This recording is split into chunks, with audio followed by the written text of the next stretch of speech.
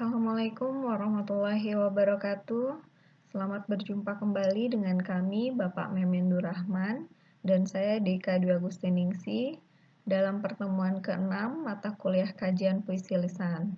Kali ini kita akan membahas mengenai analisis tema.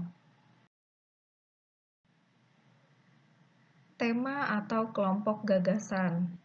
Dalam studi Perry and Lord, terungkap bahwa sistem formula tidak hanya terdapat dalam tataran struktur formal dan struktur sintaksis, melainkan juga dalam struktur semantik. Dalam kajian naratif, mereka menemukan bahwa ternyata ada kelompok-kelompok gagasan yang secara teratur digunakan dalam penceritaan puisi tradisional yang bergaya formulaik.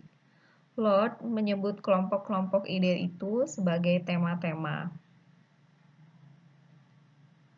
Dalam jagat sastra lisan, Lord juga menyebut bahwa ada sejumlah ide atau kelompok-kelompok ide yang secara teratur digunakan dalam penceritaan, khususnya dalam cerita-cerita bergaya formulaik.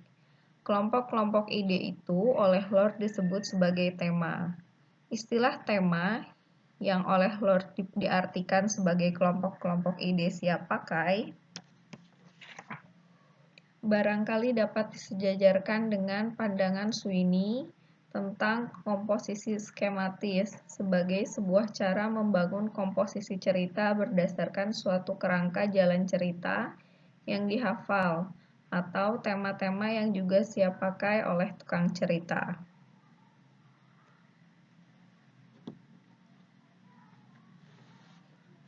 Tema dapat diperoleh melalui analisis isotopi. Isotopi adalah wilayah atau medan makna yang terbuka di sepanjang wacana. Secara sederhananya, kita atau pembaca dapat menangkap beberapa kata yang memiliki kesamaan makna.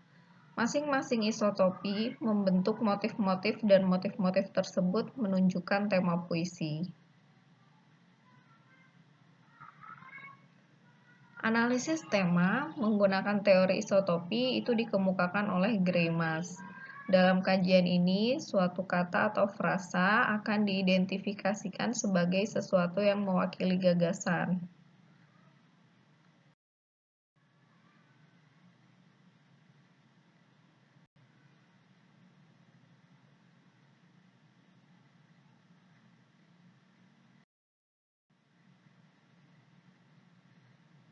Misalnya kata ibu dan selimut. Isotopi yang terdapat dalam keduanya adalah kelembutan, kehangatan, perlindungan, dan lain sebagainya.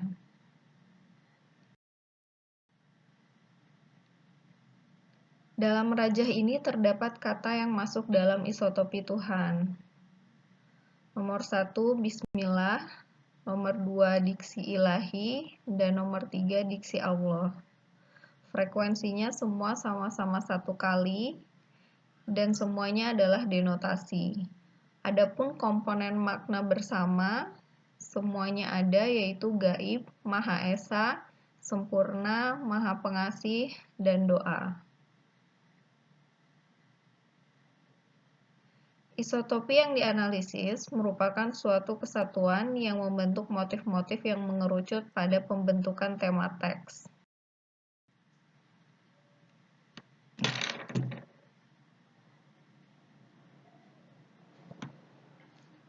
Misal pada puisi Malam Lebaran karya Sitor Situmorang yang teksnya berbunyi bulan di atas kuburan.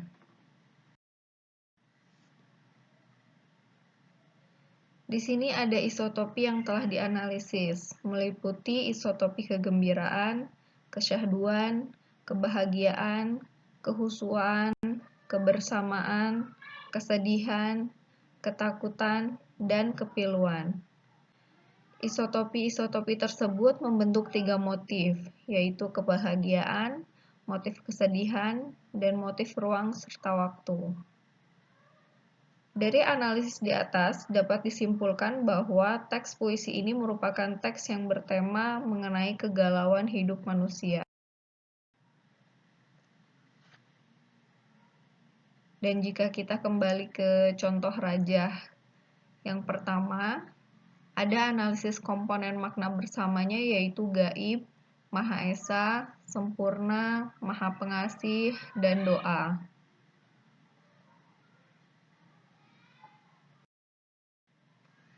Pada teks Tembang Raja, terdapat diksi-diksi yang merujuk pada Sang Pencipta. Kata tersebut adalah kata Bismillah, Ilahi, dan Allah yang tergolong ke dalam isotopi ketuhanan. Kata Bismillah, Ilahi, dan Allah berdasarkan makna denotasi memiliki makna gaib, sempurna Maha Esa, Maha Pengasih, dan doa. Makna tersebut menunjukkan jika dalam teks Tembang Raja, segala harapan penutur diserahkan pada Sang Pencipta yaitu Allah.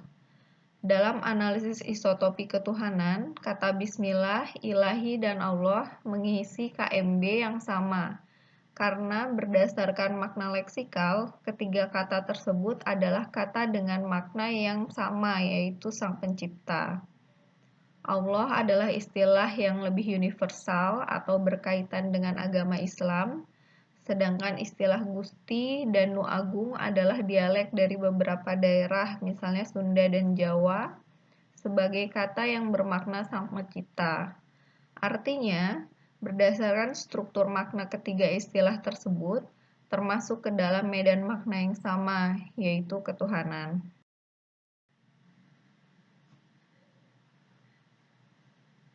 Silakan Anda mengerjakan latihan. Neleng nengkung, gera gede, gera jangkung, gera sakola ka Bandung, gera makayakeun indung. Terima kasih. Wassalamualaikum warahmatullahi wabarakatuh.